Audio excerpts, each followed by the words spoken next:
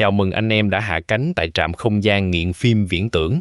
Điều gì sẽ xảy ra nếu một ngày bạn bước vào một khu rừng rậm nhiệt đới hay một vùng tuyết phủ cô độc và thứ duy nhất bạn nghe thấy là một tiếng click quỷ dị vang lên từ khoảng không vô định kèm theo một vệt mờ bẻ cong ánh sáng ngay trước mắt. Bạn không thể nhìn thấy hắn bằng mắt thường, nhưng hắn lại đang quan sát bạn thông qua phổ nhiệt lượng, khóa mục tiêu bằng 3 chấm laser màu đỏ rực ngay giữa trán.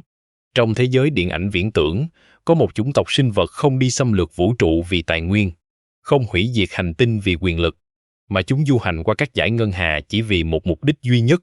đó chính là đi săn. Đó hoàn toàn không phải là những con quái vật khát máu vô tri, mà là Yautja, chủng tộc của những thợ săn ngoài hành tinh kiêu hãnh.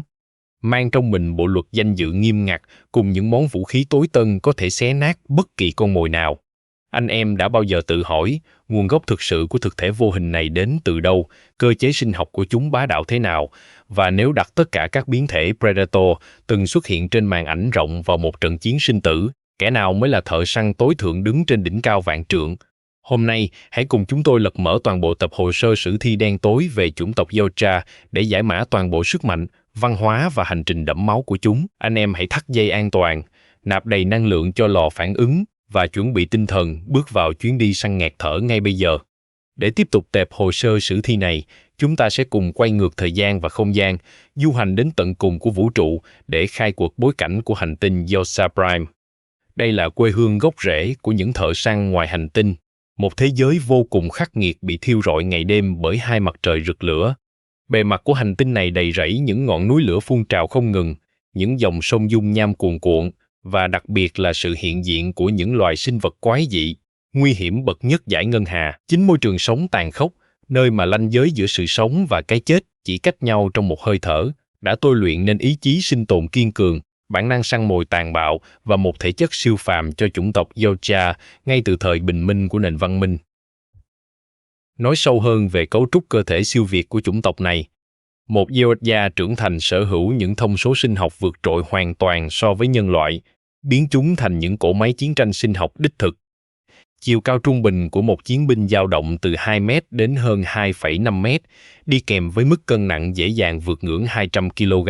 Toàn bộ khối lượng khổng lồ đó không phải là mỡ thừa mà là cơ bắp thuần túy, có mật độ mô dày đặc giúp chúng sở hữu sức mạnh cơ bắp kinh hoàng, có thể đấm nát bê tông hay tay đôi với những quái thú vũ trụ.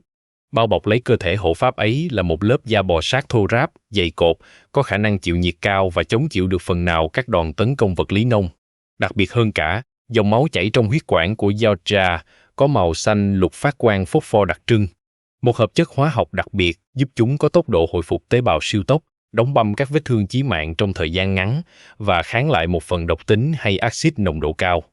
Tuy nhiên, thứ gieo rắc nỗi sợ hãi tột cùng cho bất kỳ ai vô tình chạm trán. Chúng chính là khuôn mặt ác mộng nguyên bản. Điểm dị hợm nhất trên gương mặt của Predator là cấu trúc vùng miệng không có môi như động vật có vú, mà thay vào đó là 4 chiếc xúc tu di động, hay còn gọi là càng hàm bao quanh một hang răng sắc nhọn như dao cạo. 4 chiếc càng này liên tục mấp máy và đóng vai trò như một thứ vũ khí biểu cảm sinh học, được chúng sử dụng để rống lên những tiếng thét xé tai nhằm răn đe kẻ thù, khẳng định chủ quyền hoặc biểu thị các trạng thái cảm xúc cực đoan như giận dữ, hận thù và phấn khích khi tìm thấy con mồi xứng đáng. Bên cạnh những ưu thế thể hình, Yautja lại mang 2 điểm yếu chí mạng về mặt thị giác và hô hấp lượng tử, buộc chúng phải phụ thuộc vào công nghệ. Đôi mắt tự nhiên của chúng có cấu trúc võng mạc rất đặc biệt, chỉ có khả năng bắt được phổ nhiệt lượng, nghĩa là chúng chỉ nhìn thấy thế giới dưới dạng một màu đỏ hồng ngoại của các vật thể phát nhiệt. Nếu con mồi ngụy trang bằng cách bôi bùn lạnh lên cơ thể, Predator sẽ hoàn toàn bị mù hướng. Thêm vào đó, bầu khí quyển của trái đất không chứa đủ các hợp chất cần thiết cho hệ hô hấp của chúng, khiến chúng khó thở nếu ở lại quá lâu. Chính vì 2 lý do sinh học nghiệt ngã này, chiếc mặt nạ công nghệ sinh hóa luôn là vật bất ly thân, một lá chắn sinh tử giúp chúng chuyển đổi đa chế độ nhìn lượng tử và lọc khí thở, biến điểm yếu tự nhiên thành lợi thế săn mồi tối thượng độc nhất vô nhị. Khi đi sâu vào cấu trúc xã hội của chủng tộc Yautja,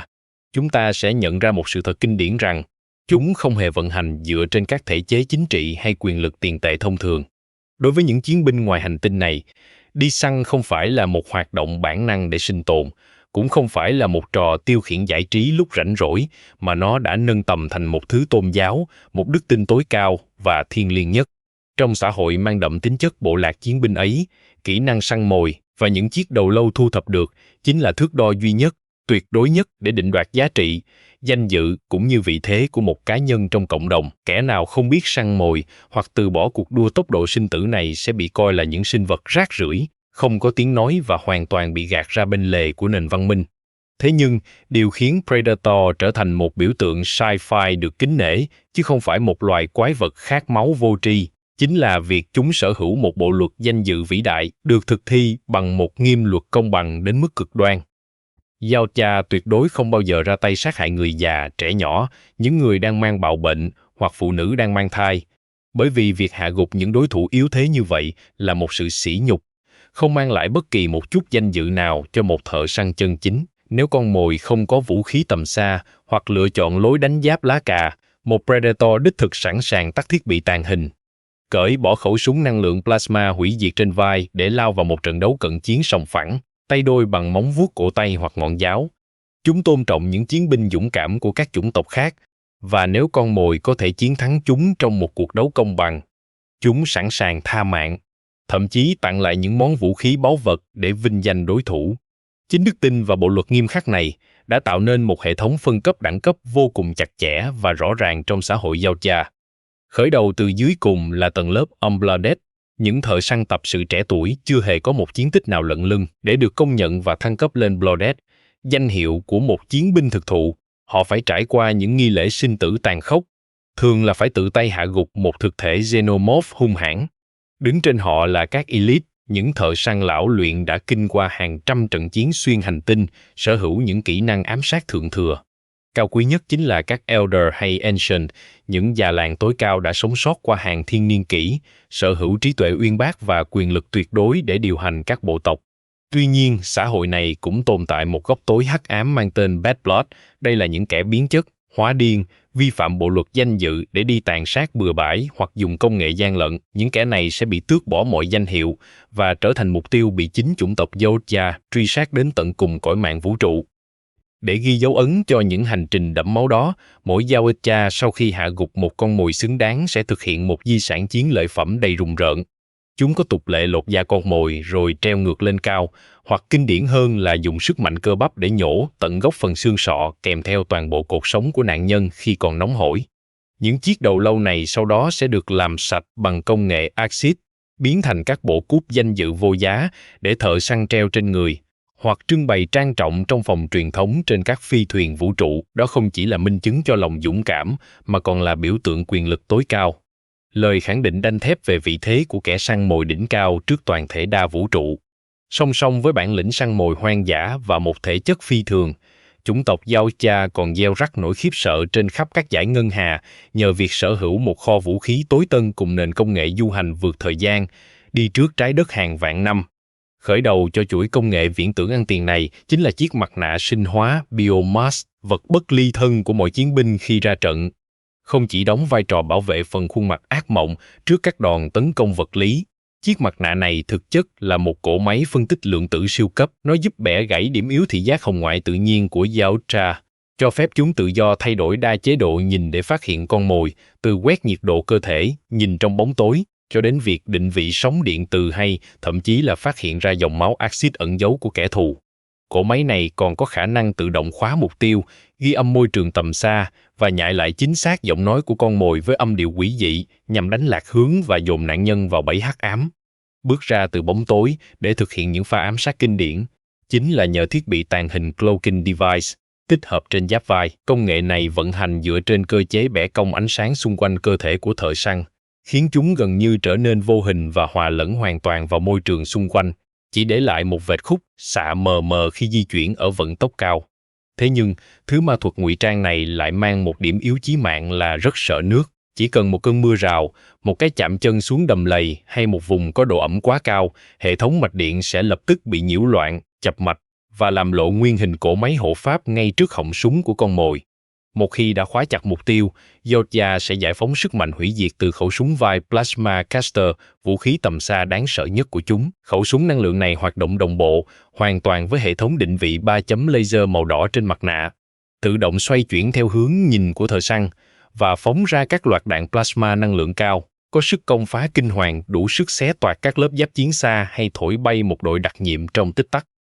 Khi cần thiết phải lao vào các cuộc đấu tay đôi để tích lũy danh dự, Predator sẽ chuyển sang bộ khí tài cận chiến hầm hố, bao gồm cụm lưỡi dao wrist blade sắc lẹm gắn ở cổ tay có thể đâm xuyên thép, ngọn giáo combi stick làm từ hợp kim vũ trụ có khả năng thu gọn thần kỳ, và chiếc đĩa bay thông minh Smart Disc, tự định vị quỹ đạo để cắt ngọt mọi chướng ngại vật, rồi quay trở lại tay chủ nhân. Cuối cùng, đỉnh cao cho tinh thần chiến binh kiên cường của chủng tộc Yoda được kết tinh trong hệ thống tự hủy tối thượng gắn trên cổ tay trái. Đây thực chất là một quả bom hạt nhân cỡ nhỏ, sở hữu sức công phá với bán kính cực rộng. Khi một chiến binh thợ săn lâm vào đường cùng, bị trọng thương chí mạng hoặc thất bại thảm hại trước con mồi, chúng sẽ chủ động kích hoạt hệ thống đếm ngược này, vừa rống lên điên cuồng vừa cười ngạo nghễ. Vụ nổ lượng tử sinh ra sau đó sẽ xóa sạch toàn bộ dấu vết công nghệ tối tân không để lọt vào tay chủng tộc khác, đồng thời kéo theo kẻ thù cùng chết chung trong một biển lửa. Đó là lời khẳng định đanh thép cho một tinh thần kiên trung thà, chọn cái chết oanh liệt, thà tự thiêu rụi chính mình trong vinh quang, chứ tuyệt đối không chịu khuất phục hay chịu nhục trước bất kỳ thế lực nào trong vũ trụ. Bây giờ, hãy chuẩn bị tinh thần để bước vào chương kịch tính nhất của tệp hồ sơ sử thi này, nơi chúng ta sẽ cùng điểm mặt và cân đo đong đếm sức mạnh thông qua bảng xếp hạng 5 biến thể Predator bá đạo, ấn tượng nhất từng càn quét màn ảnh rộng. Mỗi gã thợ săn xuất hiện trong lịch sử điện ảnh đều mang một bản sắc chiến đấu riêng biệt, từ lối đánh du kích nguyên bản cho đến những thực thể biến dị gen điên cuồng bậc nhất.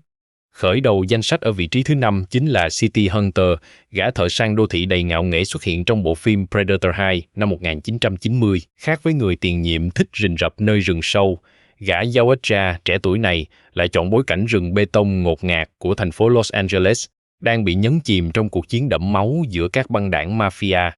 Hành trình của City Hunter là một chuỗi những màn thảm sát kinh hoàng khi hắn biến cả những tên trùm tội phạm sừng sỏ lẫn lực lượng cảnh sát đặc nhiệm thành con mồi trong trò chơi săn bắn của mình. Sở hữu một kho vũ khí đa dạng, tân tiến bậc nhất thời bấy giờ như lưới kim loại xiết thịt, đĩa bay thông minh hay giáo tầm xa, nhưng điểm yếu chí mạng của gã này lại nằm ở sự kiêu ngạo vô lối và tính chủ quan khinh địch. Chính sự ngạo mạn quá đà đã khiến hắn phải trả giá bằng cả mạng sống khi bị thanh tra cảnh sát Mike Harrigan, một người phàm trần bằng xương bằng thịt, dồn vào đường cùng và hạ gục bằng chính chiếc đĩa bay của hắn ngay trên chiếc tàu ngầm ẩn giấu dưới lòng đất.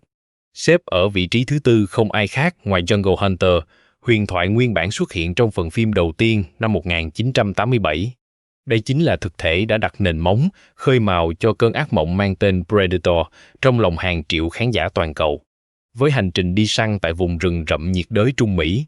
gã thợ săn này đã gieo rắc nỗi sợ hãi tột cùng, bóp nghẹt ý chí chiến đấu của một đội đặc nhiệm tinh nhuệ bậc nhất nước Mỹ do nhân vật Dutch của siêu sao Arnold Schwarzenegger dẫn đầu. Jungle Hunter không cần một kho khí tài quá cồng kềnh, hắn chính là bậc thầy tối thượng của lối đánh du kích hắc ám, khả năng tận dụng thiết bị tàng hình thượng thừa để hòa mình vào những tán cây, kiên nhẫn rình rập và bẻ cổ từng mục tiêu một cách lạnh lùng. Sự đáng sợ của hắn nằm ở tư duy săn mồi đỉnh cao, biến một đội quân đầy súng đạn thành những con thú hoảng loạn trong bóng tối và chỉ chịu khuất phục trước cái bẫy cơ khí bằng gỗ thô sơ cùng ý chí sinh tồn kiên cường của Dutch. Vượt lên ở vị trí thứ 3 là Feral Predator, gã thợ săn hoang dã xuất hiện trong bộ phim Prey năm 2022.